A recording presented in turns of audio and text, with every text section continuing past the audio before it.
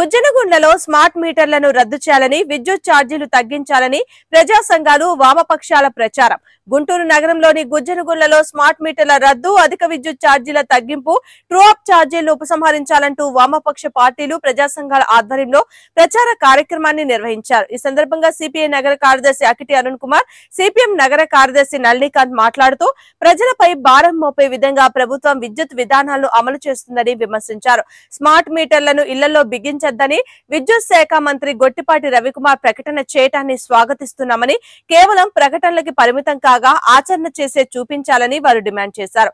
Smart మీటర్లను ఉపసంహరించుకునే వరకు పోరాటం ఆగదని వారు తెలిపారు.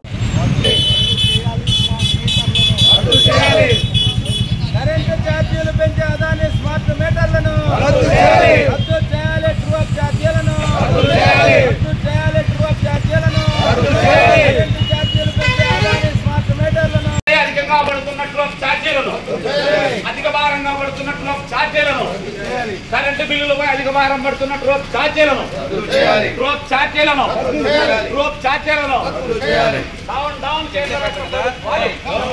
కేంద్ర రాష్ట్ర ప్రభుత్వాలు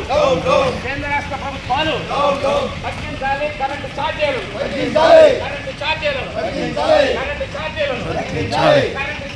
రద్దు చేయాలి. స్మార్ట్ మీటర్లు బిగించడాన్ని